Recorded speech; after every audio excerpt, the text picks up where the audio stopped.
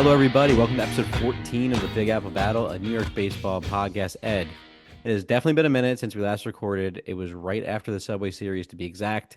That's roughly 12 games ago, and I have heard rumblings, and I mean rumblings, and the people aren't happy, and I don't blame them. But this series, Ed, maybe not you, but it took something out of me, obviously, knowing how that Subway Series went down. Not to relive it, we've relived it enough.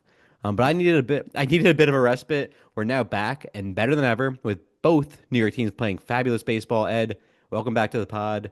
How are we doing? It's been a while. Feeling good, man. Thankful to be back here, living another day. Glad you're back from licking your wounds. I'm glad you're living another day too. Listen, we had a bit of a beat down over the weekend, got over that pretty quickly, a little bounce back that we'll dive into a little bit here.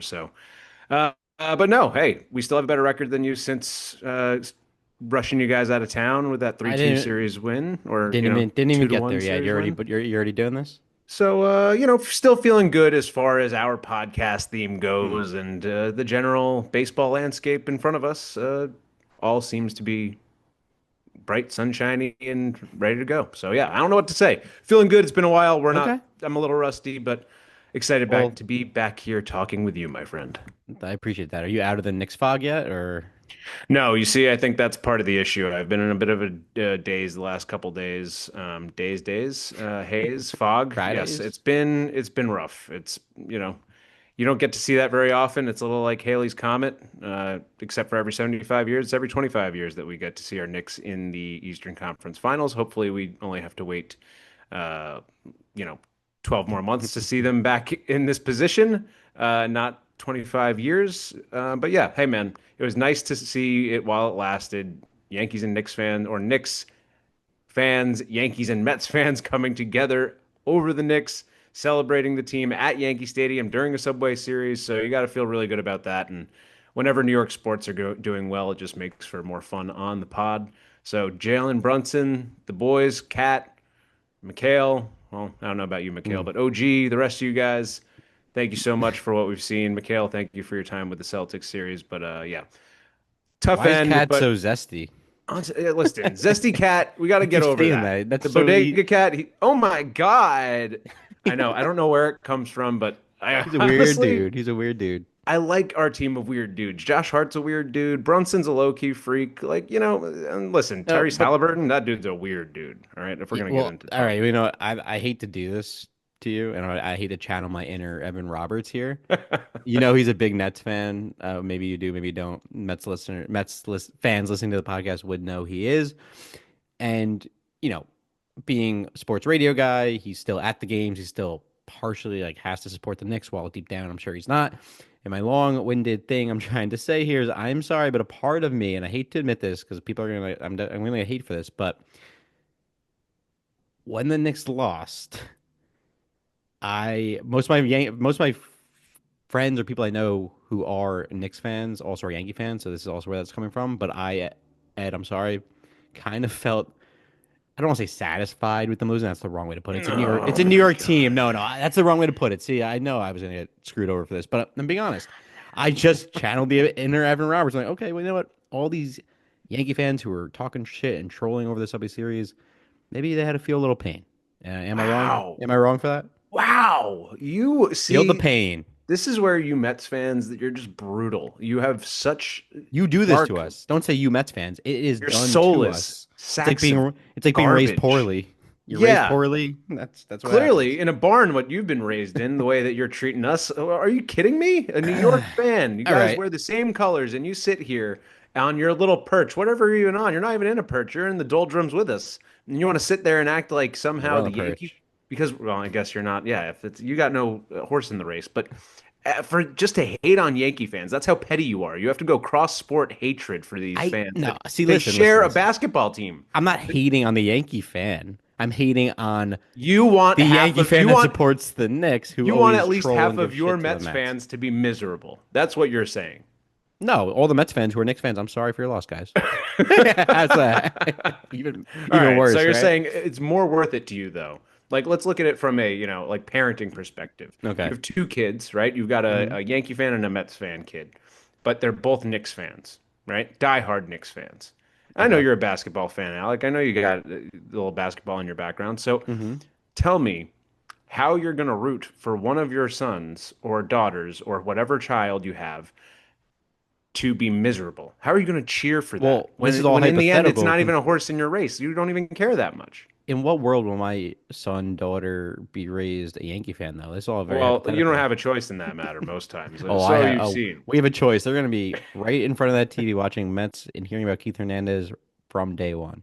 And that's why they'll hate you. They'll be tired of seeing that mustache and they'll say, "How dare you put me in front of this ugly, foolish man and this terrible No, I know broadcaster?" I'm going to get so much shit for that, and that's kind of why I said it. Because Ed, sometimes you got to troll a little on the pod. That's what I'm learning. That's what you got to push back, right? You got to Oh, okay. push Got it. back. Got it. All for the clicks. I understand. See, Yeah, no we're authenticity here. clickbaiting here. We're clickbaiting here today because it's At been a least, while. at least know this podcast, listeners and followers, BAB followers, dedicated listeners. Your Yankee side will never lead you astray. You know we're authentic, and we're not Yeah, here just for a little bit of banter and pedantic clickbait nonsense. We're here for you. We're here to tell you the truth as it yeah, is, as you're super pure, authentic. wholehearted fans. We're here for you. We're the good guys. The See, Yankee we're fans it's what a aren't rebrand this okay. has turned into. Yeah, What no a rebrand. rebrand. This is what you're doing. I see what you're doing. I'm gonna own it. I'm gonna wear it. I see this. I see the trolls outside. There's no hiding it. You can't put makeup on an ugly, gross, hairy troll. So, Yes, Alec Ed, lives on I top of a see it bridge, if for what. anybody's Yeah, concerned. the pay the toll troll. I see it for what it is. Ed, we are going to get right into it. Enough about the Knicks. Enough about the trolls. We're gonna hear from them all season long because Yeah, the way get out of here, we're both trolls. playing. So the New Still York Knicks tape. Let's go, Resurgence. baby. Yeah, next season. Good luck. The New York Resurgence is on. The Mets are on fire. The Yanks stay elite. But I will say this: the Mets have gone 8-4 in the last 12 games, including 7 wins out of their last 8. We took we now took the lead back in the NL East by 1 game over the Phillies. So yeah, that always feels good for us. And yeah, I know the Yankees are also 9-3 in their last 12 with a better record, as you mentioned. I'm going to give them love as well. I'm not going to be skewed here on the pod. I know I started off slow, so let's pick that back up, Ed. But I know what you're going to say. I'll give you a second to talk, but you're gonna say, look who you played. But I really hope you're better than that because sure, we played the White Sox. Sure, we played the Rockies. We went 5-1 in that stretch. But before you respond, don't forget. I always say this. Most people say this. I didn't invent this, but the best teams always succeed and beat up on the crap teams. They're get right games. They're get right series, whatever Siri. series. But my point is that usually when those good teams or the top of the heap or the teams that are trying to get over the hump or the hurdle and get back to being who they are and who they should be on paper, these are the games that you have to win. And again, also, mind you, I will say this before I even give you a chance to respond, so it's even. I'm not being petty. I'm just being honest. You guys also had a pretty easy run outside of running to the Dodgers, by the way. Yeah, the Rockies, the Angels, and the Rangers all under 500. So And let's to be call it fair, let's call it even. we did lose one to the Rockies, which you did not do, and they are historically bad or off to an historically bad start. So to be fair, you lost to the better of the bad teams in losing to the White Sox. So if we're Yeah, gonna give, a little bit of credit where it's due. yeah, no, and I think that's fair and reasonable and very respectful of you, Ed. So, yeah, No, yeah, I'm just thanks for starting that way. saying I that. just Yeah, we're figured just I'd give you starting your out. chance to keep going. Yeah. Well, Let you lay out your points as you wanted to.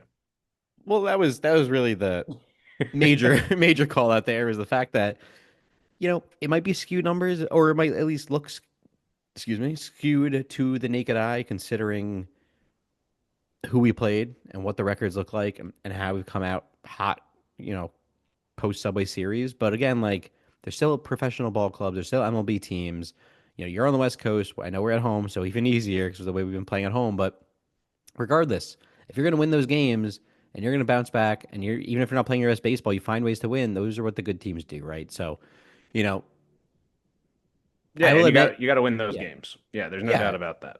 100%. So, I'll give a quick recap on just how this went down. Nothing crazy. I know we're 12 days late for the most part on these early series, and we don't want to bore you guys. We got a lot of fun stats to get into more so and recapping what has worked for both sides. So, I'll pass it to you, Ed, after. I'll give a quick recap of the Mets few series, and we'll get it running.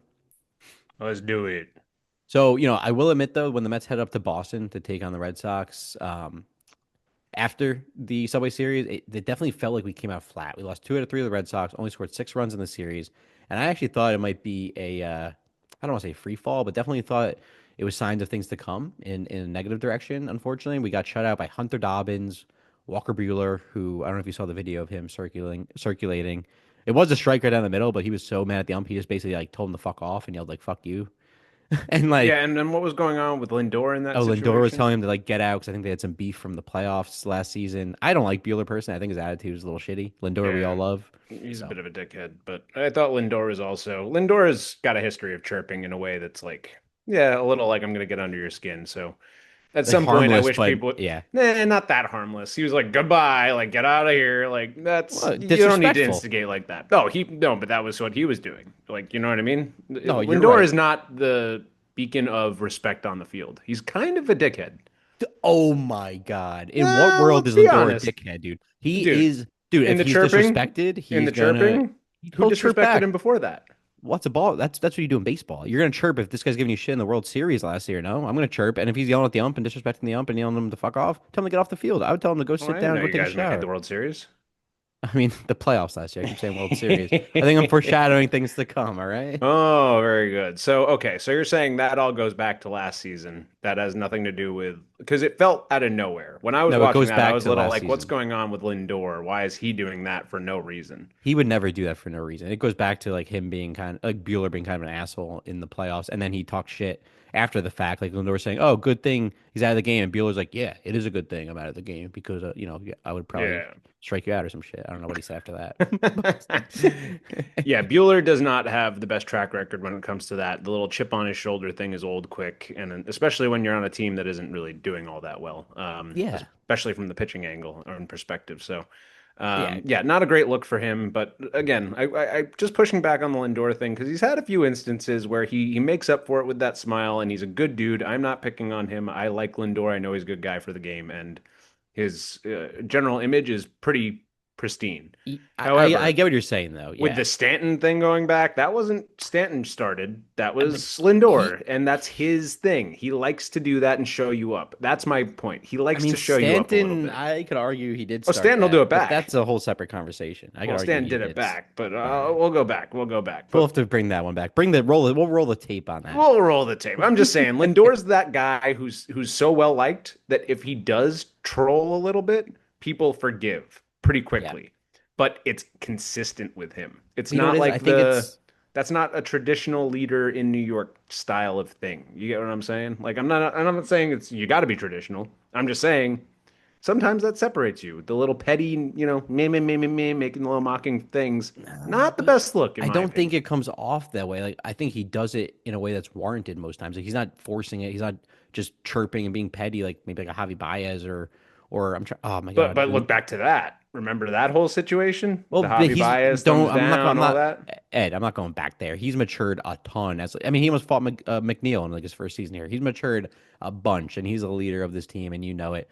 I know Oh, what you're fair, doing. fair. I'm not. I I'm not doing I know anything. what you're I'm. doing. I'm not doing anything. I'm honestly just asking because it's. Listen, Oh, that's my honest question. perspective. I'm Mm, looking at it from afar. This is what I see. I don't like the Red Sox. I hate the Red Sox. So I want to yeah. give Lindor credit. But that looked a little like you didn't have to do that, Lindor. Well, because you So don't have the backstory. Now you do. yeah, I didn't have the backstory. There you There you go. go. Sometimes all you need is the backstory. You need the context. Yeah, I'm still not gonna change my mind. It's a squirrel they were finding or a raccoon. What was the whole McNeil thing?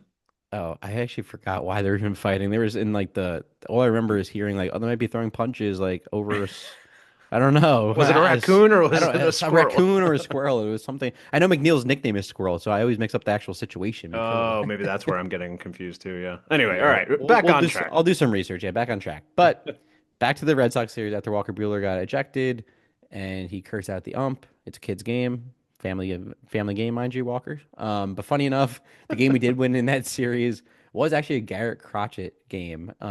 He did Garrett pitch well. Crotchet, crochet, Yeah, I call him Crotchet. I know it's Crotchet. Crochet. You I don't sound. like him. I'm giving him shit too. I'm giving all. I I don't like like the Red that. Sox starting rotation. Oh, no, that's I knew you'd great. pick Thank up on you. that one. Please continue.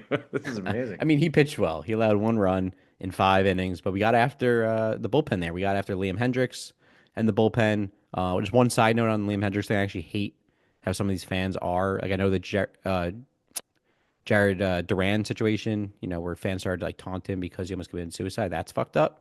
And I Yep. want to just quickly shine a light on this because it's fucked up where the fans like abuse these players. Like Liam Hendricks, he was a cancer survivor, fought his way back to pitch in the league. I think people were saying something along the lines of like he should have died from it or some fucked up, or he's getting death threats and his family are getting death threats because he was not pitching well in Boston.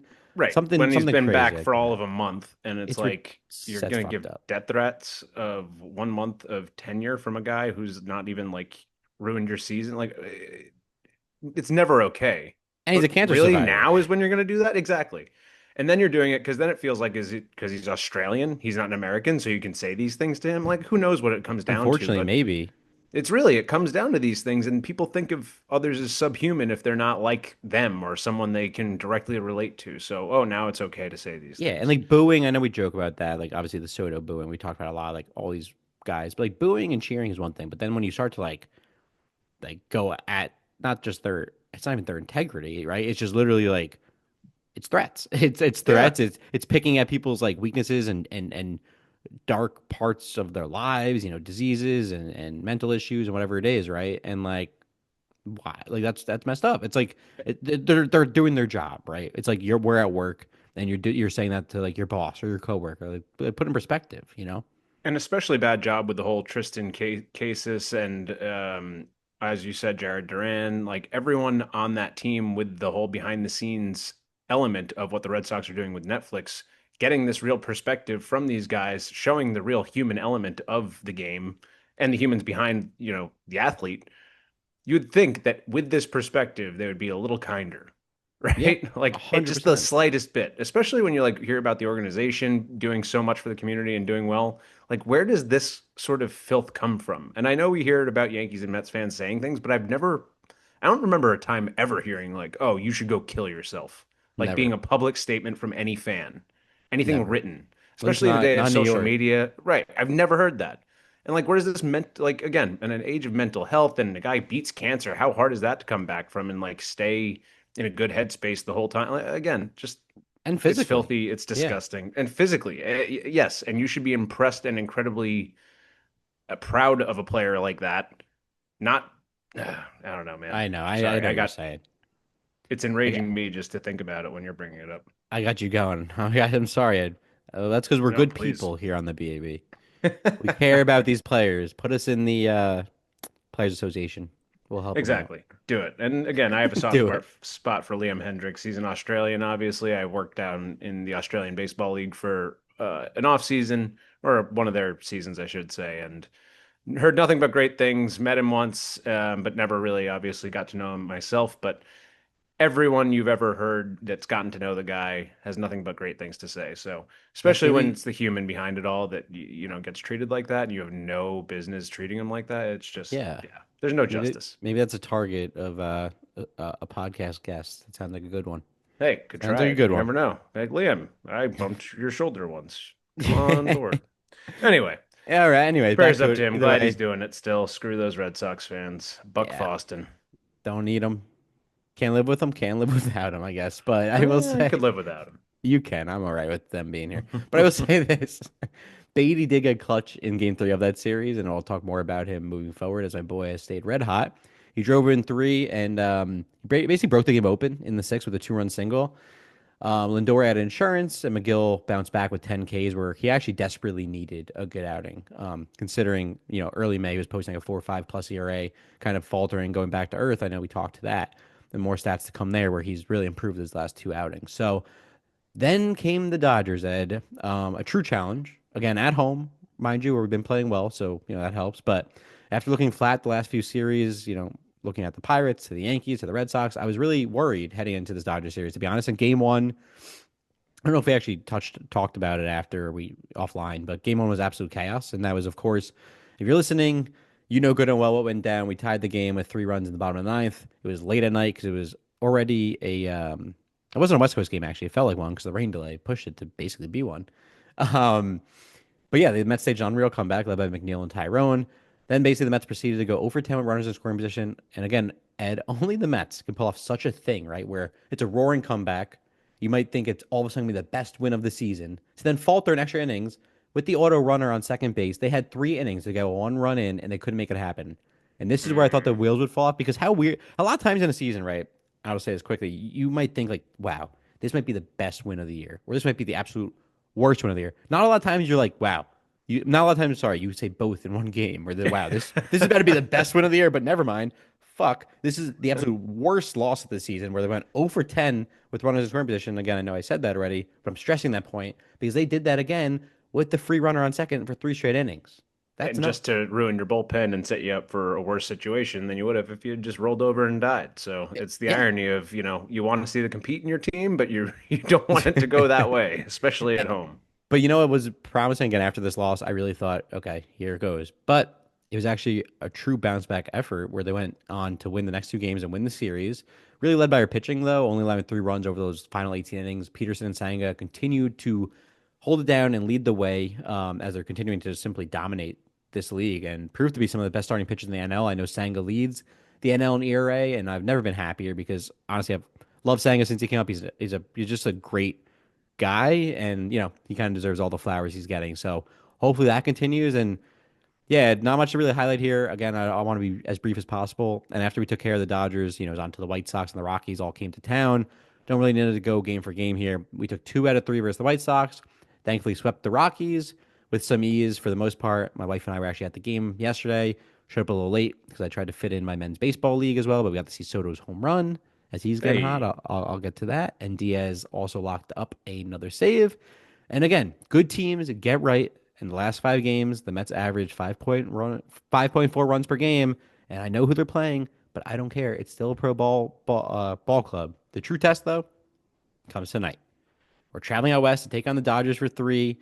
We struggled on the road. We're 24-7 at home, but we're under 500 on the road. So this is going to be interesting. This is going to be a true test. We have Paul Blackburn, yeah, who's coming back tonight. Actually, I'm just checking now, and he's starting. So I don't know what to expect there. Might be a mm. 15-run give up, or he's going to pitch 6 scoreless. Like you never Is know with that that just a guy. spot start? What's going on there? It's just back from injury, yeah. Trying to get a spot start, trying to get him in there. I don't think we really know what we're going to do with the rotation in terms of McGill just yet, because I'll get to that down the road. But like he's bounced back and he's made it harder to just basically say, hey, use your option down in AAA and let's throw Blackburn in there. But again, it's gonna be interesting with Manaya and Montas, all these guys coming back. Like, what are we gonna do? Griff, I know Canning's, faltered a bit. He had a rough outing versus the White Sox. Didn't look like he's been. But again, man, like it can't hurt to have the depth. So I just wanted to pick and choose the right guys though, and not kind of ruin someone's momentum. Just to like get a Montas a start here and there. But we'll see what's to come there.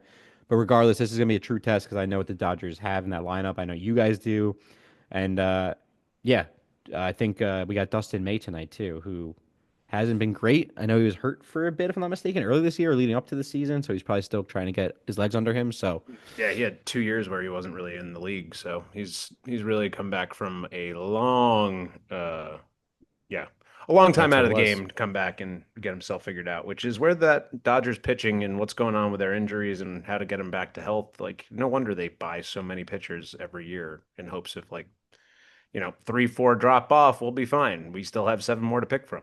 Like that But depth is insane. Like that dude, their injured starting rotation.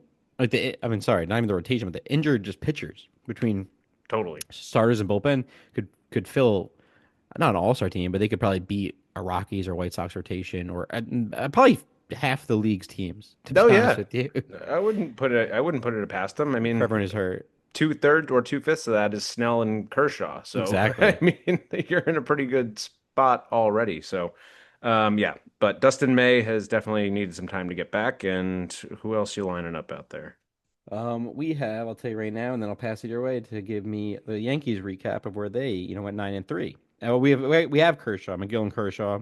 Kershaw's been really bad since he's gotten back. Oh, I see. I didn't even know he was back. There you go. I'm Yeah, hasn't lost. hasn't been great. And then we have Gonzalez, who we beat up at home a little bit against Canning, who trying to get right again, and that'll be interesting to see how he does on the road. So, it's gonna be a tough task with Blackburn, Canning, and McGill, and you're missing out on getting your Sanga Peterson or Holmes against these guys. So Right. And time will then who tell. becomes maybe a long relief guy, and hopefully that Yeah, works itself out, right? Montas isn't quite Buto. healthy. Maybe he's a 3 inning guy. Who knows? Well, that's Buto right now, but Oh, to that Buto's got point, that.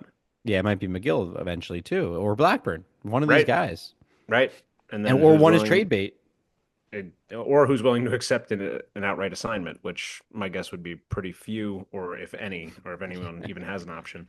So yeah, no, and if you can work out a 6 man rotation, that would help Senga, but Yeah, otherwise, I exactly. don't think that helps everybody. So you're just gonna have to It, keep him skipping one. I think it will be a six-man rotation eventually with an additional guy in the bullpen, and I think there'll be one odd man out, or one who is used as trade bait at the deadline. I think it all just makes sense. Yeah, I mean, too much sense, but Too much sense. But that is the way baseball yeah, goes. Ed, I'm sorry. I covered a lot of Mets and we talked a lot of junk and banter. I do want to hear again how the Yankees did these past two series, top line, then we could get into, or how about this? You give me that rundown, then you get into, kind of our segment two, a nice, easy flow there, and where you just go right into the Yankees stats. So you're basically giving the recap of, yeah, how And these roll past right few into series it. went, and roll right into it. Yeah, sounds good. So, I mean, obviously, we came off the Mets series feeling pretty good about ourselves. That 8-2 win on that Sunday night baseball game. Had the day off and then rolled into the Texas series, which Texas, you never know what you're going to get, right? So I know we're putting them sort of saying they're not elite. Right now, they're only 2 years removed from World Series. Their offense has been lacking. They hired Brett Boone, Aaron Boone's brother, a former All-Star himself, to lead up the charge there, but their offense never really quite got going, scoring a total of 5 runs in that 3-game series against our Yanks. And who did we see in that series? None other than My your boy, boy, Jacob deGrom. simple man. So he is a simple man. And apparently there's some talks about the Yankees maybe putting a package together to trade for him, but That I would don't tear know my if I heart love out, that idea. Yeah, I also don't trust him to be healthy. I just really wouldn't want to do it. And we've as already you given up should. too many good pieces to Texas for guys that did nothing for us. Joey Gallo. So hey, You could maybe get we'll you get could you Joey could bring Gallo to him. pitch Yeah, there for you us. go. Exactly. We'll get Gallo, trade him for DeGrom, and we'll be in good shape. So, no, that was a great series for us. Obviously, the DeGrom game was probably the one that you would be most concerned with, but we wound up winning that one 4-3. He had held us down to 1 run over the first 6 frames, but Cody Bellinger, who's been coming up with big bombs for us over the course of the season, hit maybe the biggest home run of his Yankee career to date just because it helped get us back in the game, tied the game at 2, and we eventually won that. And that kind of set up the sweep for us. We got a Clark Schmidt shutout in the Thursday game to finish off that sweep against those Rangers. So, yeah, feeling good about that. That goes into the Rockies series where we immediately Don't lay an spend too egg. much time there. Yeah, not going to do too much time, but I do want to call out the fact that we did lose one game to the 9-win Me too. Rockies. Okay, so that is not a good feeling. We should just make sure we talk about it and get over it pretty quickly. I said Clark Schmidt was the. I'm such an idiot. I'm sorry. I'm getting ahead of myself. Clark Schmidt was not the winner of that 1-0 shutout in the series finale against the Rangers. That was Carlos Rodon, who has been on fire, and we'll talk about him again shortly. But that Rockies game was brutal. We had the lead up until the 5th inning, where we gave it up. Schmidt pitched that game, so that's who I was meaning to talk about. He pitched very well, gave up 3 runs in the 4th and 5th inning combined, and that wound up spelling his day. We lose that game 3-2. Offense can't do anything at Coors Field, which really drives you nuts, especially given the elevation. You know how it goes. Oh yeah. No reason that the Bronx Bombers, who lead the world in every offensive category, could not muster another run or two in the Mile High City. So, what are you going to do about that? Bounce back with a 13-1 win and a 5-4 win after that. So, feeling really good beyond that. Max Fried had another great start in Colorado, which is Max Fried doing Max Fried things, even though we're going to talk about maybe not Yep. the best performance he's Yep. had so far.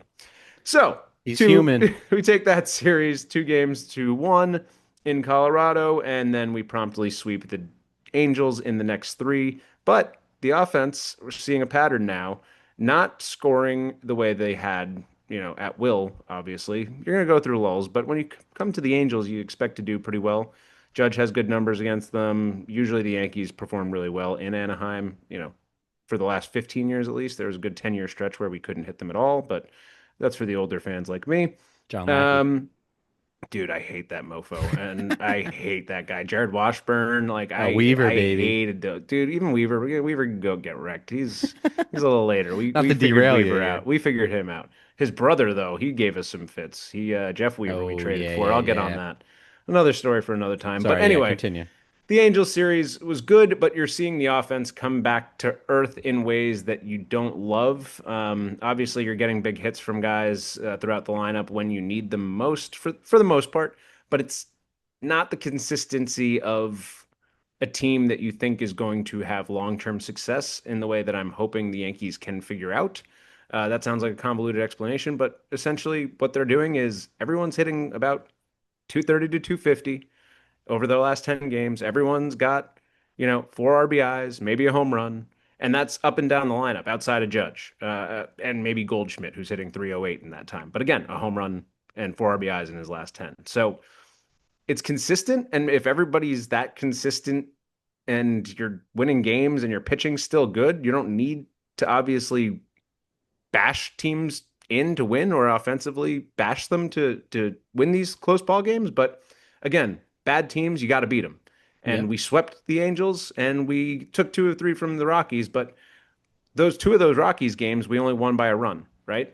Two of those Angels games we only won by a run. That's not a lot to complain about. But I know it's it similar sounds to our five nitpicky, in one stretch. Similar, right? similar kind of vibe. Where you're like, and honestly, I feel like we get more of an offensive opportunity and then we let them get back into the game a little bit a little later, right? So it's not feeling like, oh, we're from behind most of the time or playing from behind. But however, even when we are, we're finding ways to eke them out. So I'm feeling good. We're just not crushing our opponents right now, especially when they should be crushable opponents, which, that gives you a little bit of pause for concern. So that leads me into the Angels series, or sorry, the Dodgers going from Anaheim to Let's hear about Los it, Angeles Ed. proper. How'd it go?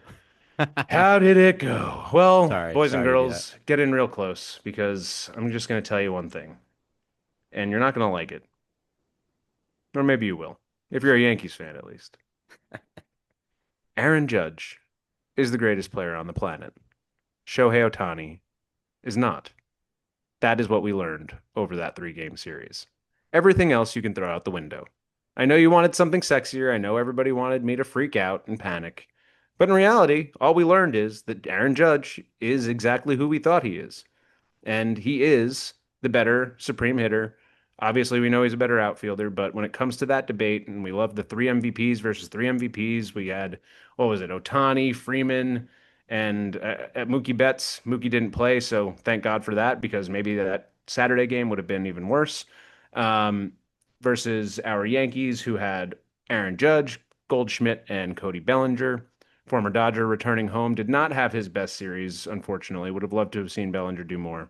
But if we're going to go to a game by game breakdown, that first game was where we all felt shades of game 5 of the World Series.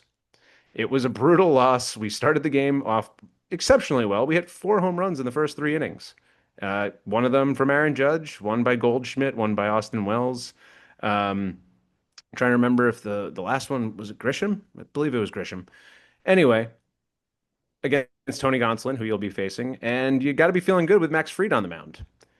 Max Fried, I don't know what happened in that game. He looked really good, and I blame Boone for a little bit of the mismanagement of the situation. But put you back in the moment. We have a 5-2 lead, and earlier in the game, Fried had already given up a home run to Ohtani, right? On a fastball, I believe it was up and in 92 miles per hour. It was his first pitch of the game. Ohtani just drilled it to left center. Why are you throwing a 92 mile per hour fastball up and into Ohtani, first of all? That's not even your bread and butter pitch. I know it's the first pitch of the game, but why are you throwing that? Like, come on, You're Fried. trying to surprise him, probably. What the hell are you surprising him with 92 up there? He can throw 96. Just because he's And not like, a fastball, he doesn't throw. He's not a big fastball guy. but he can throw it. And why are you establishing 92 up and in when this guy hunts fastballs? My big problem with Ohtani is his whole approach is let's just load up, swing for the fences on everything we do, and again, go fastball hunting. You can get him easily. Like Max Fried is a cerebral pitcher. I just thought he would have a better game plan for him. So whatever, throw that one away, all you want, right?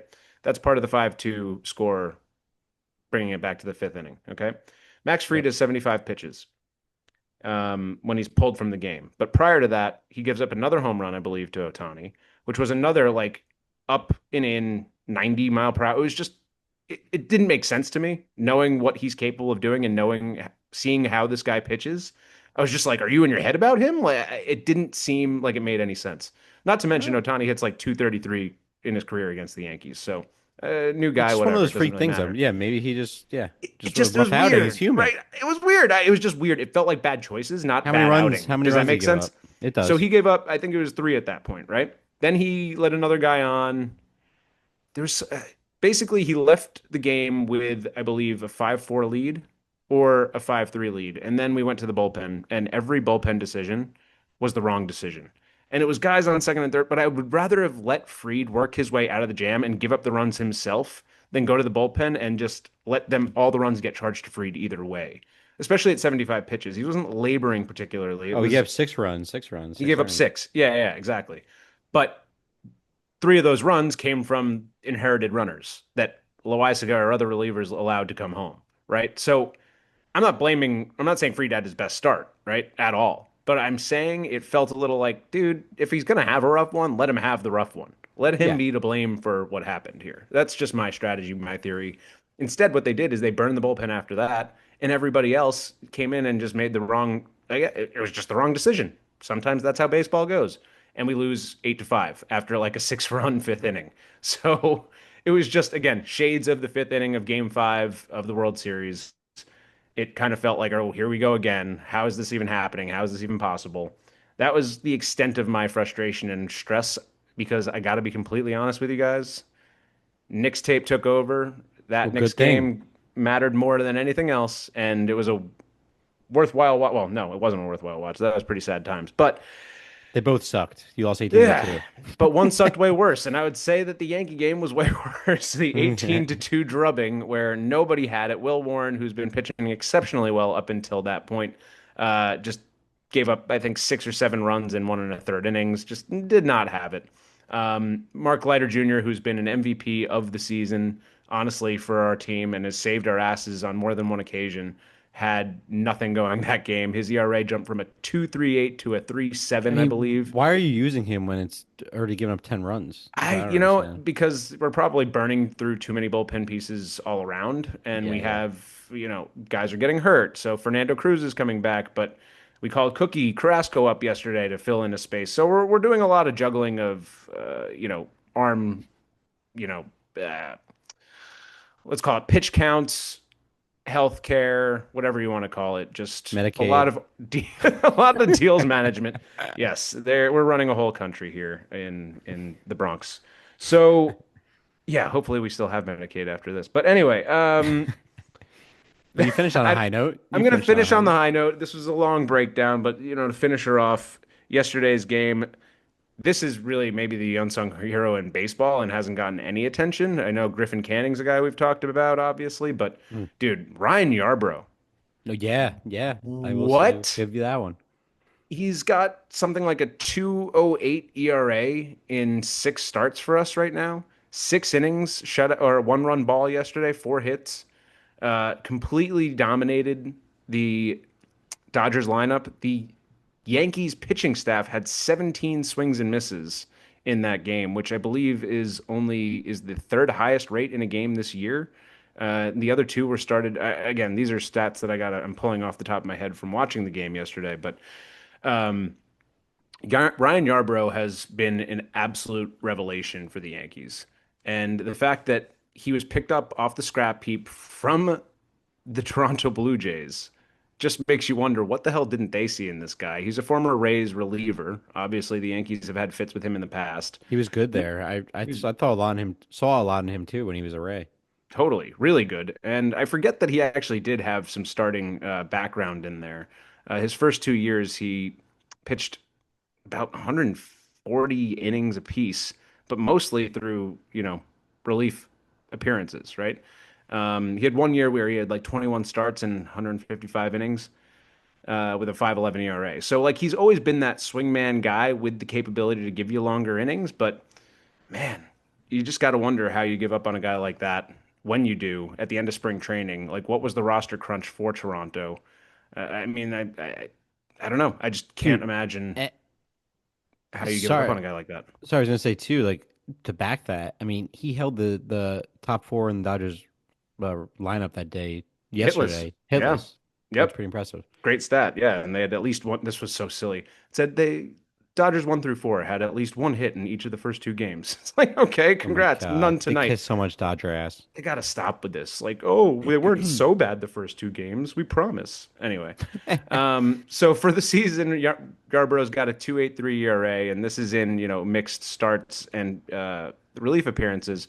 Obviously, his last six appearances being starts, like I said, 2.08 ERA otherwise, but on the season, 2.83, 41 innings pitched with 40 strikeouts. So he's getting his whiffs, which is at a higher clip than he's ever really done to this point in his career. It's an 8.7 per nine, which I think ranks second maybe in his entire career. So Matt Wow. Blake, here we go, doing his thing.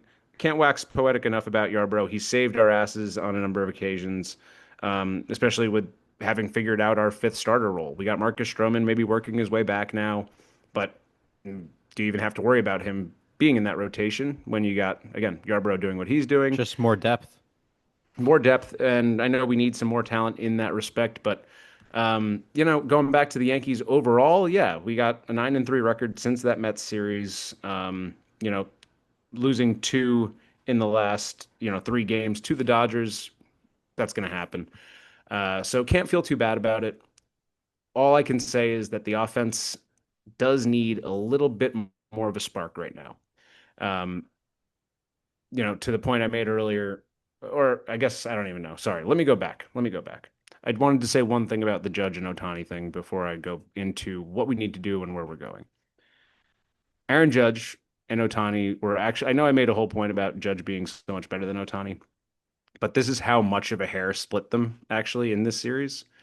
Judge hit 385, 5 for 13 with three home runs and three RBIs, a double, 4 runs, three Ks, right? So 5 for 13, three home runs, three ribbies. Otani, 333, 4 for 13, two home runs, two ribbies. 4 runs, same as Judge, four strikeouts, one more strikeout than Judge. So again, one fewer home run, one fewer RBI, one fewer hit, one more strikeout. Basically the same stat line from both guys. Just kind of funny how it works out over a 3 game series. And to talk more about how great Judge has been, obviously, he went 0 for 4 and still did that. 0 for 4 in yesterday's game and still has that stat line.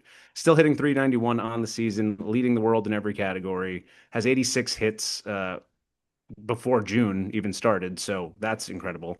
Um, Almost 100 hits not even to the All-Star break. That is And crazy.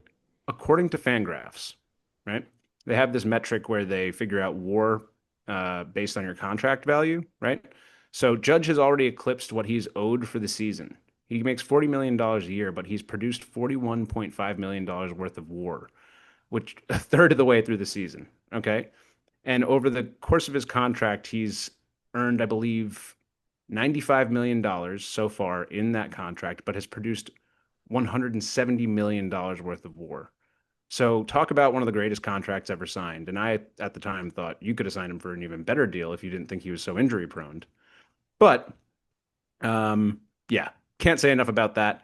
And that leads me into where do we go from Wait, here with sorry, the rest of our offense? before you Go do ahead. that, I'm gonna jump in, and I was gonna say too, it's interesting about this stretch where you guys went 9-3, and we're also, again, a nice cool 8-4 in the last 12, both playing good ball.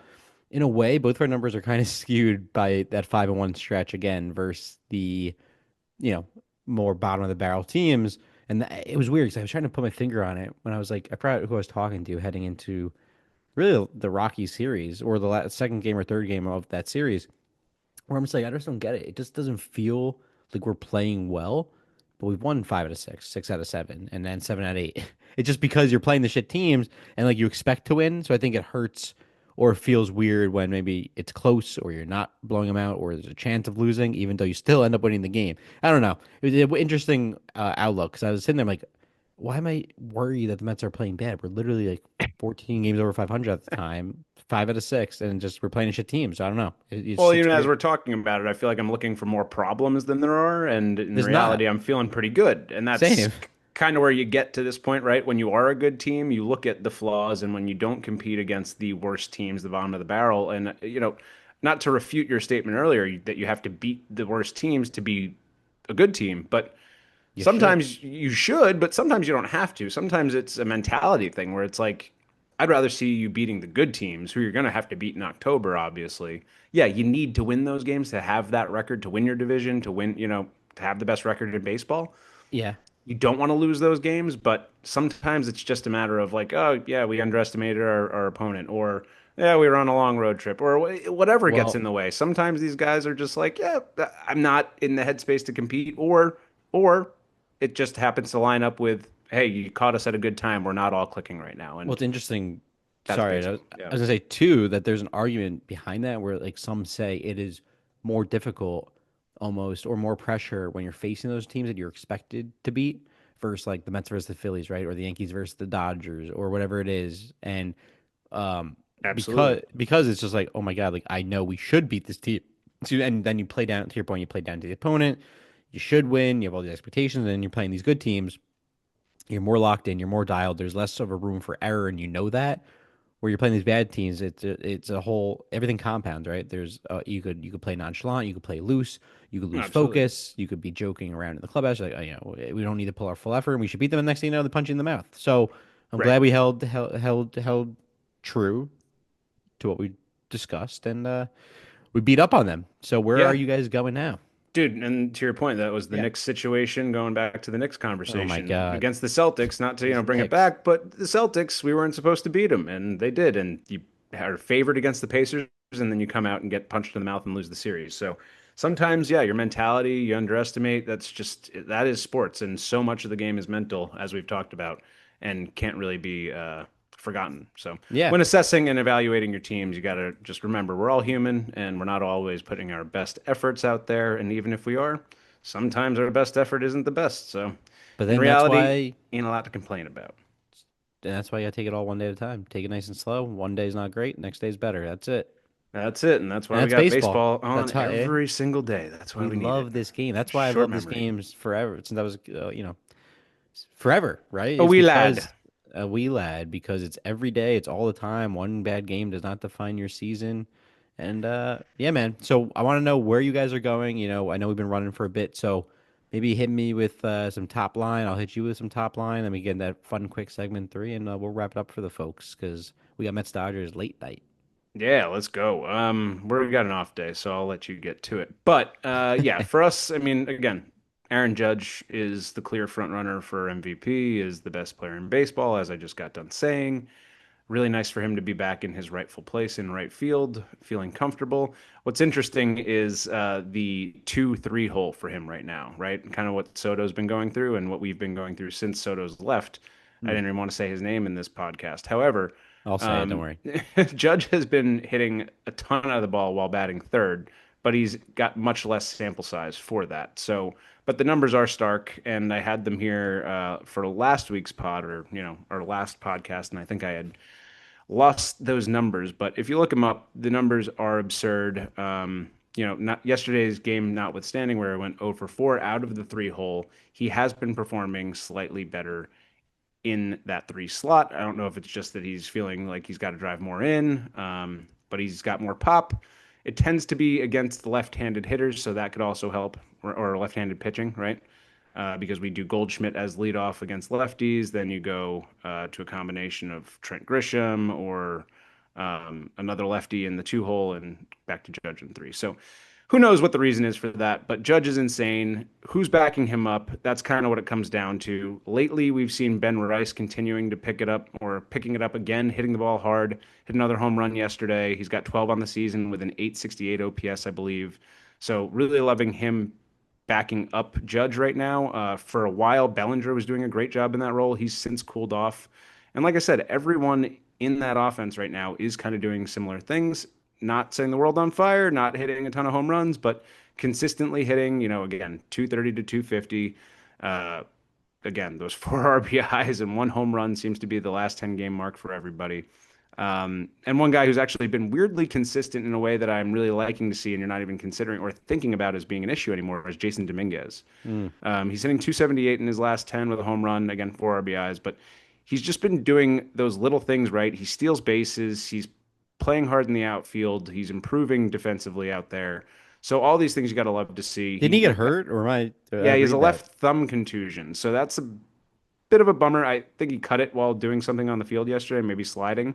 So he was having a hard time gripping the bat, which lets me believe that he's probably got to get it stitched or just something, a wound that might open, right? Yeah. Um, but my hope is that that's, very short-lived, and obviously we have some depth right now that we can work with if he's out for a couple games. But again, those are just guys that I have liked the consistency out of. Another guy who's also been, just weirdly consistent and maybe doesn't get the credit for being as consistent as he is Anthony Volpe. Um, it's crazy how many people are coming after this guy is like because he's not Jeter, right? That's the reality of it. And he's not going to hit 350. But if he can be a 250 hitter, I would love to see that. Over his last 10, he's also hitting 250 with 9 hits, 7 RBIs, 4 runs scored, right? So that's the kind of stuff you want to see from him. You want to see a little more stolen base effort out of him as well. I would like to see him be a little bit more of a threat on the base paths. But he's on pace for about a 5.5 WAR, 99 RBIs. Um, Again, a 230 to 250 batting average is not ideal, but if he's doing that and being that productive while playing a Gold Glove shortstop and hitting 20 home runs a year, that's an elite shortstop. So again, and he comes up with big moments as we've seen in the World Series and other examples. But um, again, when I say everybody's hitting kind of similarly, right? Ben Rice is also hitting 250 over his last 10. I just got done highlighting him with 8 hits, but 3 home runs and 5 RBIs. So Volpe with 4 RBIs and no home runs, but 9 hits. Like again, he's doing similar things, doing similar damage. Maybe not with one swing, but he is still producing in a quiet way that I just love to see. Your whole lineup's just consistently in that range, I feel like, of 250 plus and some good slugging. Yeah, it's strange, but hey, listen, if that's the new formula and you're getting on base maybe a little more via the base knock rather than just the home run, Hmm. I like to see that. And if we're just I don't know. There's a balance that we're looking to find, and that's what we are doing right now. We are well balanced. We have found our zen, and maybe that's all it is. Maybe I'm just a little too chaotic for what's going on with this team because they look peaceful enough and they're getting their wins. They're not Belly getting too belly? high, not getting too low. Deli bellies keeping us all I zen. always relive that Exactly. once a week. It's so funny. Belly deli, deli belly. For those of you that haven't watched, go back to our 420 episode. It's worth a Or listen. yeah, I forget. Is that episode like 7 or 8, something like that? Something like that. Yeah, it's worth your time, everyone. So yeah, Birthday? Deli's birthday? I don't even know what you're saying. Deli's Day, Belly Day. So all those things being said, it is just weirdly consistent. And if I have any concerns right now, it would just be nice to figure out the infield depth, right-handed hitting situation. The strangest thing is happening where I remember early on in the season and on the pod, we talked about guys we'd be bummed to lose and who we think we're going to regret losing, right? Gleyber Torres is that guy. He's doing everything right now what the Yankees need, what that they would need from him, right? Everything he's doing right now for the Tigers is Yep. exactly what the Yankees would need of him. Playing a good second base, he's striking out at the lowest rate of his career. He's walking more. He's hitting right in line with about his career batting average, 269, 270, which is excellent for that position. In line with his home run numbers, RBI numbers. Again, everything about his OPS is up to about an 800 again. So he's doing everything in a bigger ballpark, learning how to be more discerning at the plate, um, cutting down on the strikeout numbers, playing a good second base, everything you need him to be contact, contact, contact, making contact and playing fundamental baseball. And you don't have that right now. Instead, you're trying to piece it together with Pablo Reyes, Yorby Vivas, or Yorby Vivas, Your beat. um, Oswald Peraza, DJ, and Jazz is returning. And the thing about Jazz coming back to the lineup is we're going to get more lefty, which we don't need right now, which is unfortunate. Um, and he's going to come back and play third base. Aaron Boone told him, I'd rather you play third base. He's being a team guy. He's not Rafael Devers out there saying, I'm not going to move positions. He's saying, I will play third base, whatever you need from me. That's great. DJ's going to play second. Okay, sounds good.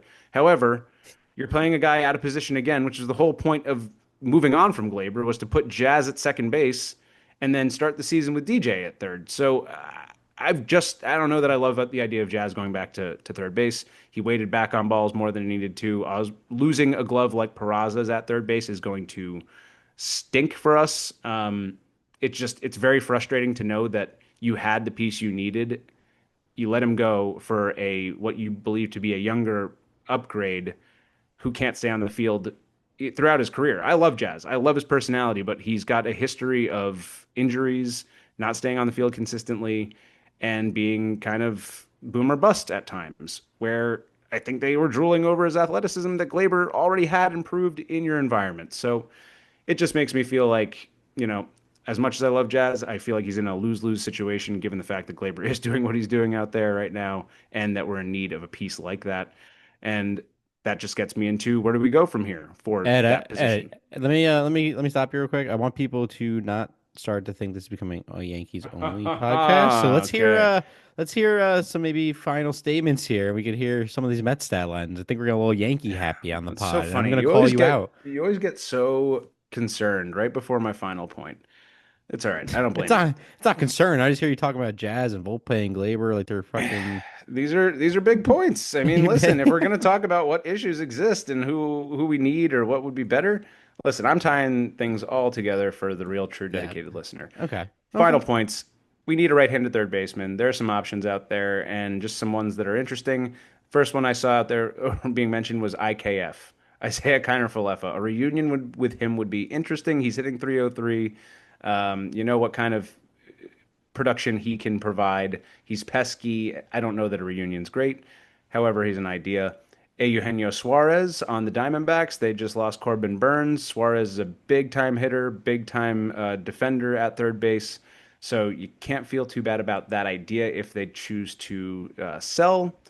Ahmed Rosario, familiar name out there, Yep. could be Yep. interesting. Right-handed, experienced veteran in the infield, and Otto Lopez with the Marlins, maybe a name that you do or do not know that I well do. as a Mets fan.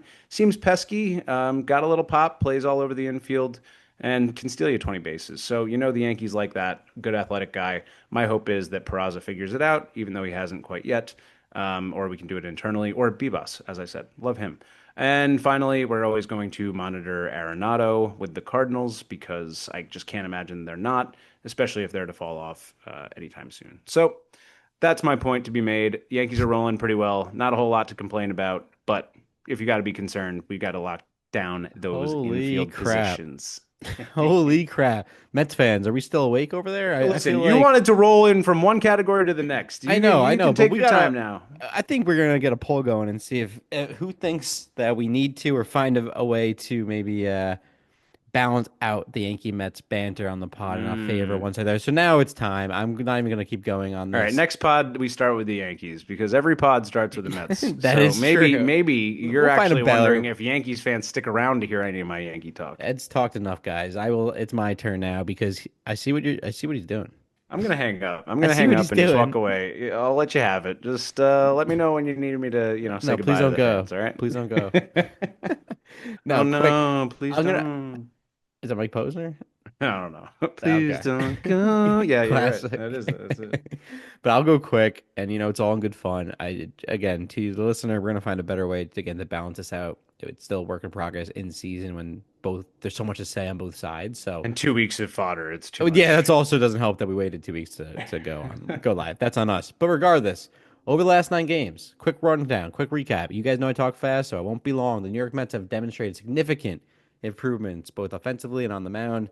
The Mets again have shuffled the lineup a bunch, Ed. Really trying to find that winning formula, find a spot for Soto to sit comfortably and figure it out. I think they figured it out finally by putting Nimmo back in the two hole. He is starting to look like the old Nimmo. He's starting to get hot, and I like what I'm seeing out of him because he has shown an uptick in performance. He's batting 381 over his last 7 games, really just indicating a positive trend and maybe foreshadowing some good things to come. Over the last 9 games, the offense has been better. It's a little skewed because again we did struggle in that Red Sox series. The last two was get right series against the White Sox and Rockies. But again, we hit 250, 15 home runs, 47 RBIs, an OPS right under 800. And we're just starting to continue to improve again as the season goes on, as it warms up. And I think it's all signs of good things to come. And the biggest sign of life is Soto. Again, in the Rocky series, he finally jumped all over them, and he again used it as kind of a get right series, especially for himself because he was 0 for 17 heading into that series. Really a concern. And yeah, he had 333, 2 home runs, 4 RBIs, only one walk. And I love the one walk, which is interesting. So I know everyone admires how well he gets on base with via the walk. But I will say this: it's just a way. It's just a sign that he's not being as conservative in the box on taking. He was taking too many pitches, right? And they said it was the highest or the lowest swing rate in his career, I think, or the Oh highest well, take rate. One of the two. I think they both kind of mean the same thing, right? But at the end sure of the looked like it. day, at the end of the day, he looks a lot more comfortable. He's jumping on pitches early in the count. He's starting to hit home runs. 2 home runs in the last few days here, and he's starting to look like Juan Soto. So I'm curious to see how he looks now in a big series against the Dodgers when he's starting to get hot. I'm pumped for that. Pete Alonso, power resurgence, 333, 3 home runs and 7 RBIs. He ended a 16-game home run drought, which I'm almost positive was the longest of his career. And he hit a 2-run shot in the first inning against the Dodgers um, in one of the games in that series, propelled the Mets to a win and helped secure the series victory. And yeah, he's getting hot. He had a 3-run home run in the game we were at against the Rockies yesterday. So Polar Pete is starting to look like he's got some polar power back. Oh, the Pooler Bear. The Pooler Bear. And you know what's interesting about the guys I'm mentioning now? It's the top four now in our lineup. And that's the biggest thing. They are the workhorses. They are the struggling, the role players, the behind the scenes guys. Like we need them, sure, but you need your stars. And now on to Lindor, the last, of the bunch, the fourth here. He is providing tremendous offensive spark coming out of the Rocky series. He hit 550, 6 hits, 3 home runs, 3 RBIs, 6 runs scored, and 2 walks. Also, a crazy stat here.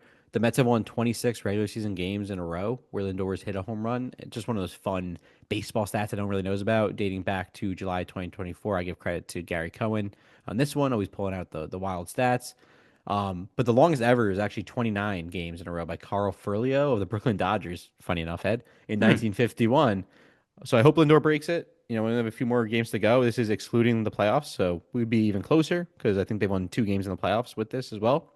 That's But fun. again, nonetheless, the top four in our lineup starting to wake up, starting to figure it out. Yesterday, Lindor, Alonso, and Soto all with home runs. That's the formula. That's what we expected, right? Behind good pitching. Let's see if it continues heading into a harder series. Quickly, Ed, we're going to keep running down the list here. Brett Beatty, another highlight, continues to stay hot, as I mentioned.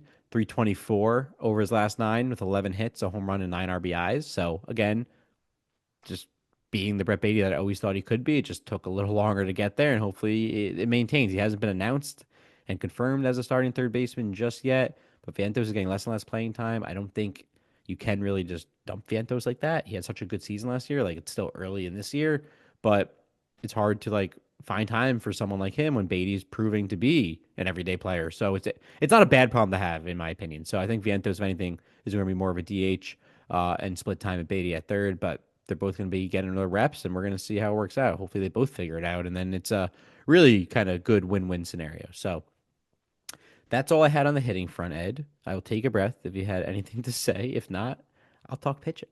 Oh no, see, I want to let you get your words in. I would Thank never want you. to cut you off and tell you that you can't I'm finish sorry. your thoughts and I'm your sorry. feelings and emote what you need to I emote. just have. I'm just trying I'm to a keep us kind on and track, considerate, Ed. I thoughtful know. partner. I'm I here for you. appreciate you. I didn't mean to hurt your feelings. I just want to keep us on track, get us going. I was just have to do a butt ton of work during the Mets game, so I'm sorry. I'm being a little selfish about it, and that's That's on all right. me. That's on me. Nobody's feelings are hurt. We're the better team still, so how Oh, bad can you okay. really feel? All right, so with that, I'll continue talking then. That's where you're gonna go. All right, so pitching, Ed. This is where we want to highlight still being the best ERA blended across both the starters and the bullpen in the MLB. We're number two when looking at starters only, number two in bullpen only. Our combined ERA is a 2.91 when looking at our starting rotation throughout the stretch. 56 innings pitched, only 18 earned runs and 60 strikeouts. And again, Sanga, McGill, Peterson, Canning, Holmes, they're all pitching again well above expectations. Maybe some more in line with expectations, and like Holmes, but again, you didn't know what you had. So either way, they're all contributing to this team's recent success. The bullpen as well, very overshadowed because of how good the starters have been within this 9 game stretch as well. A combined 1.29 bullpen ERA, 33 innings, 5 earned runs, 40 Ks. So to get the specific Damn. player. Yeah, it's crazy, right? And specific guys, McGill again, who I mentioned, he was desperate to have that bounce back, couple of bounce back performances after a rough start to May, where he posted that 4.5+ ERA. His last 2 starts much better against the White Sox and the Dodgers. So everyone's like, "Oh, it was the White Sox." He pitched well against the Dodgers, guys. 1-0, 1.50 ERA, 12 innings and 14 Ks. So McGill starting to deliver some solid performances, eating in some crucial victories. making a harder choice for the Mets. Again, not a bad problem to have, whether he's going to be in the rotation or not. If he's pitching well, it's a good thing, right? So we'll figure it out. Depth is good. We've seen it with the Dodgers firsthand. So happy to see McGill pitching better and back like he was looking in April. And Sanga, just dominant. He won 2.90 ERA in 7 innings and 8 strikeouts. He pitched 5 1/3 and 1 run ball against the Dodgers, helped clinch that series, clinch a series win there. So, and again, leading the NL in ERA. So Sanga is doing what he's doing. The ghost fork is looking nasty. He just looks so composed on the mound. Like he's just such a solid, smart, heady pitcher. And that really plays nowadays. And then honorable mentions in not honorable, probably the best starter completely under the radar, being overshadowed by Sang, which is crazy. David Peterson, he is locked in 2-0 in this 9 game stretch, 1.4 ERA, 19 innings, 18 strikeouts, and then the efficiency king in Clay Holmes, I like to call it. 2.37 ERA. He's 2-0 with 19 innings, only 11 Ks, not striking out many, but he's a ground ball guy, and we know it. And he's got a big repertoire now, and being a starter, converted closer to a starter, and they're all doing well. They're all figuring out. Canning, I'm not mentioning him too much on the pod today because he did regress a bit, but he still has a 3.23 ERA. He's still pitching well because of one bad outing. He's human. Like we talked about Fried and Warren and some of these other guys on your end and Clark Schmidt. Like these guys are human. They're going to falter, but as long as the numbers look good at the end and they come through when it matters, that's the sign of a good pitcher. That's a sign of a good player. So Ed, lastly, the bullpen. I know I just highlighted that ERA sparkling in this 9 game run. The 4 guys I'm highlighting here haven't allowed a run. That's over, let me do this quick math. 8 plus 6 is 14. 14 innings, Ed. No earned runs across Reed Garrett, Edwin Diaz, Yaskar Brazaban, and Jose Buto. Buto's your versatile long reliever who is starting to figure it out again. He looked a little shaky on and off early this season. Brazaban is proving to be like one of the best relievers in baseball, which is actually insane. I feel like he always had this stuff. I always feel like I saw when he was, way back when he was a Marlin, but he's putting it all together. During the stretch, he has 3 innings, no earned runs, 3 Ks, and he's just pitching really well in general this season, Ed. And then a guy like Reed Garrett, super reliable. He has been our 8th inning man, our setup guy, 4 innings, 4 Ks, and a hold with no earned runs during the stretch. And the last mention, Edwin Diaz. Before yesterday's Rockies game, he was, I think, 30 or 31 batters without allowing a hit.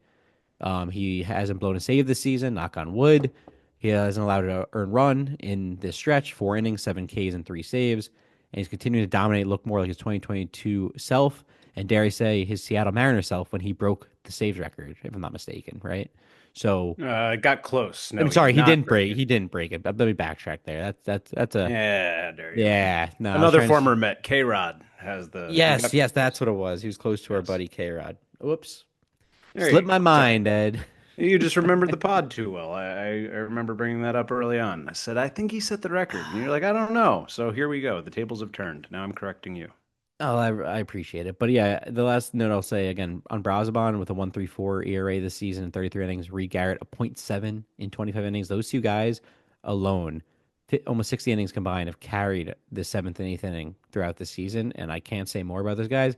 And then an honorable mention, and I'll wrap it up there, is Jose Castillo, the lefty that I forgot how we got him. Makes me look like a bad Mets fan. Sorry, I can't keep up on everything, guys.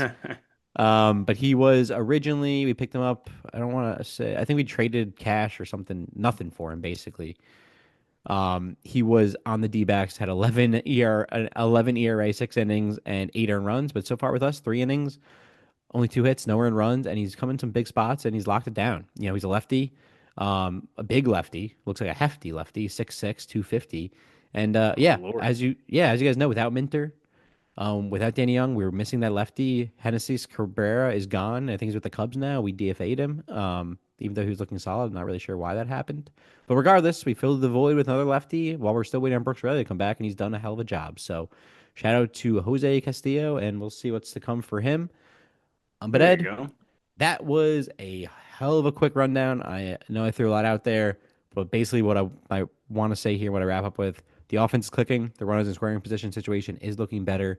The pitching isn't a fluke anymore or isn't a anomaly. Like we're far enough into the season where I think I could say that these guys are just proving it. And again, warmer months does lead to better hitting, so I guess time will tell. I think honestly, this series is a good test, right, on the road where you have your Cannings and your McGills and your Blackburns going. So we're gonna see. But all in all, we're in first place, one of the best teams in the NL, and if not the best team in the NL. So again, it's hard to pick and choose and nitpick at things, but things are good right now. But again, we both came off pretty easy series against some sub 500 teams. So let's see what we could do now with tougher stretches coming. We got some tougher matchups. I know you guys got some tougher matchups. So with that, Yeah, Ed, we're leading yeah, off with Cleveland please. coming here on Tuesday tomorrow, and we got our boy Carlos Rodon on the mound. So that'll be fun to see our in my opinion, he's been more the ace of the staff than even Max Fried has been for most of the season. So good to get back, against some American League rivals, of recent ilk. And, they're always going to be a tough pain in the ass on the mound as well. So not going to be an easy series for the Yanks, but should be some fun. More exciting to watch though, honestly. Like we've been watching these crappy teams. I don't know about you. Like I'm sitting here and like even at the game, the Rockies game, of course you're into it, you're watching, but I've never went late to a game. It felt weird by the way. It felt like a Twilight Zone. Me and Natalia were saying like it didn't even feel like we were at the game. And What inning did you get in? it was like the fourth, but by the time we sat down, it was like the fifth, which is crazy because the traffic, and then we had to get food. 'Cause we were starving, and it's all on me. Obviously, I had to get my game in as well. But that's because they pushed it back 2 hours. It wasn't even rain. There wasn't even rain. Oh, Whatever. dude, I had one of my games canceled morning of Saturday morning because it rained literally overnight, just perfect amount of time for it to be canceled. Beautiful day Ridiculous. otherwise. So yeah, But isn't that terrible weather up interesting here. though? It's like So annoying. you don't even like You it's don't not even get even. to like enjoy the rain. Like it's literally it happens overnight and then you're screwed. Oh no, Terrible. sorry. I wasn't talking about the rain. Oh. My bad. But yeah, I hate the rain too. No, That's but where getting we're to the going. game. So I actually, funny It's enough, you said this. interesting, I, yeah. I went to a game last week. My buddy was like, "Oh, it was a day game," and I just happened to be around, and I was like, "Oh yeah, I'll meet you." But I was busy, and so I didn't think I could make it. I thought they closed the gates by like the fifth inning for some reason. I don't know why. I just always had that in my mind. I've worked in the game. I don't know why I thought that. So I was like, I don't know if I'm gonna make it, and I got to Yankee Stadium at like the fifth inning. It was the weirdest feeling in the world, and we still got like a good hour and a half, but it was just so strange. I felt like I had done something wrong, like I was in detention or something. It was terrible, but it was cool to do. It was just, yeah, I felt very strange. That is Turns strange. out you can go in until the last pitch. It's just through one gate, gate four, for anybody who's curious. So Well, it's yeah, weird, and like again, this stretch is exciting because we're finally playing good teams, and you really just want that's what you want to see. You want to see the tough matchups, the fun matchups, the rivalries. So you know what? I'm excited. I know we've been going for a while here, so I do again have to run shortly. So I'm sorry to cut this short, even though we're not now let's wrap it cutting up. it short. So I will say this: I do want to do this fun segment three. I don't know if you have one or two. We don't have to give detail. It's just a fun thing I was going to tell these guys. It's baseball, a fun New York baseball you're talking offline, the Quippy Awards, we'll call them, post Subway Series superlatives. Just a few fun random awards that we want to give out post Subway Series. This 9 game stretch we've been kind of talking to that we've missed time on. I'll start out at if you need some more time to think. Oh, Um, please. but it's fun. So I said, now you finally decided to show up for work award goes to Juan Soto, all in good fun, of course. I have loved everything he's been saying as of late. He said he hasn't felt any pressure by any means. He honestly just hasn't been getting the results. He hasn't been performing, and he's starting to own it. He said a few bad things over the past few weeks. I think he's learning.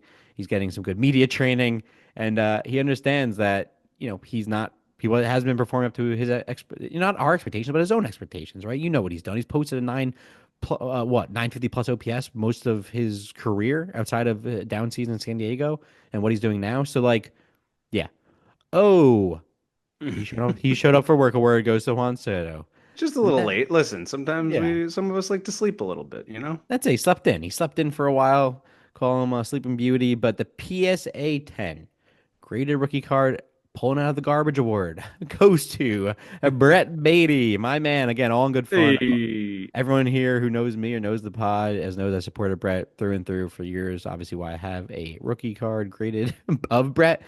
But nonetheless, he gets out of work. And the last one is a good segue into you giving one or two is the Yankees might have made a big mistake award goes to none other than Clay Holmes. Seeing what he has done in the starter role, now being converted from a closer. He's been amazing. Boo. Recently going, I think the longest he's ever went in a game as a starter this season versus the Rockies, putting up this is bad on me. I want to say, did he go seven or did he just miss seven? He went seven. Yes, he There you went go. seven. I was gonna say, And wasn't that this the game you showed up for at it the end of was, his it outing? was, it You was. should have That's what I was known trying when to he see got with this. out. You You got see, two I'm all innings of him. discombobulated. I'm not there early, settled in, do this, do my routine. Throws Yeah. everything off. I know. It's That, almost not worth it, but it's always worth it. oh, it was worth it. Got 2 dogs. Got to see a Soto home run. Got to see a Diaz save. It made it worth Oh it. my Lord. Yeah, you were crushing. We squeezed it in. We squeezed it all in. I can't feel my knee right now from just baseball and And the walking the gout. city field in the gout. Yes. In the gout.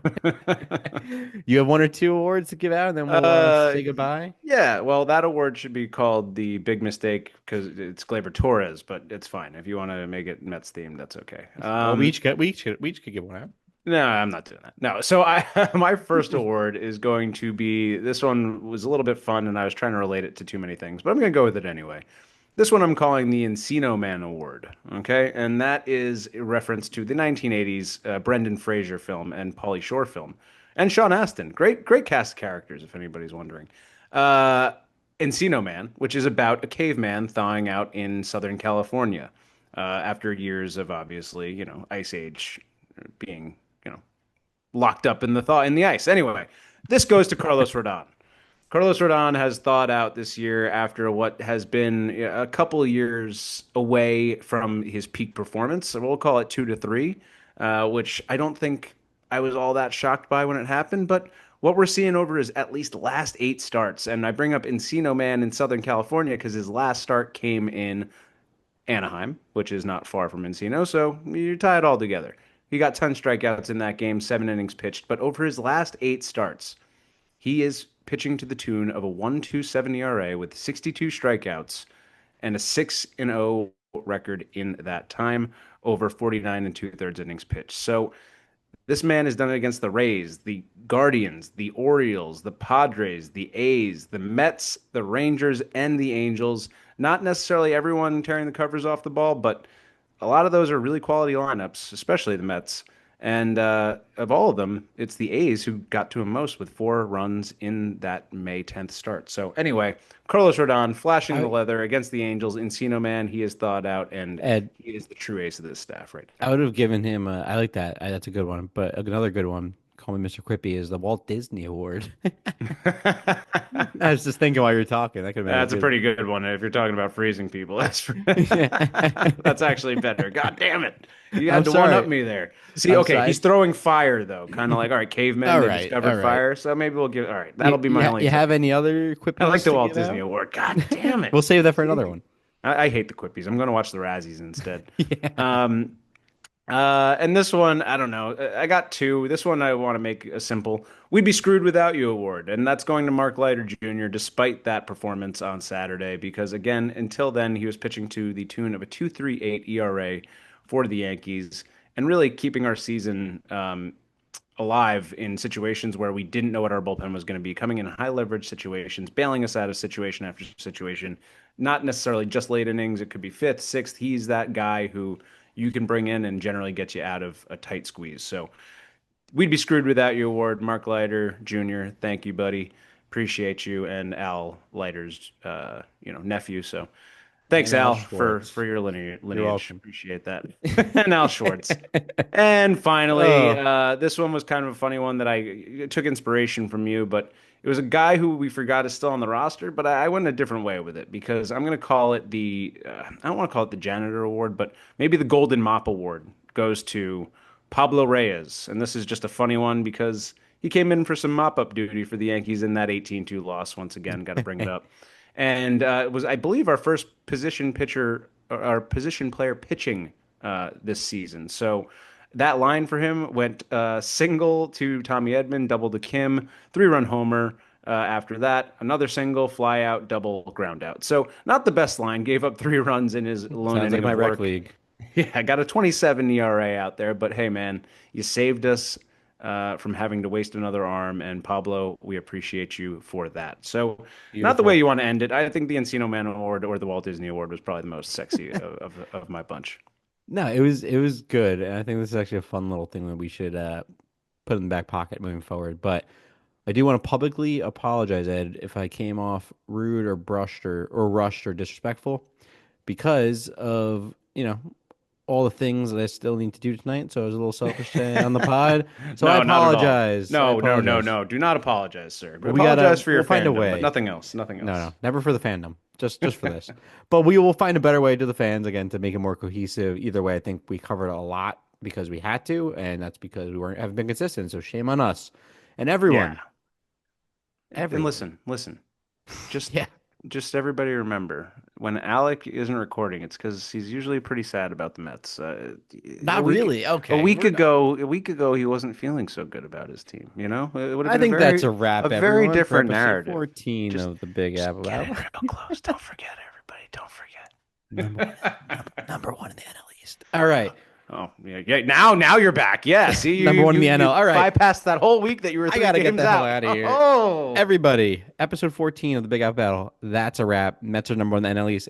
Yankees are number one in the AL East. We are still on a crash 5.5 course. game lead, baby. Let's go. I don't care about that. We're on a crash course for October baseball in New York for the Subway Series. You heard it here first. Remember, again, to listen to us wherever you get your podcast. Like, rate, subscribe, and review. We appreciate it. And come on. We're still waiting for some emails and DMs to come in. What the fuck? If you have a question or want a feature on the pod, we're open to it. Give us a shout.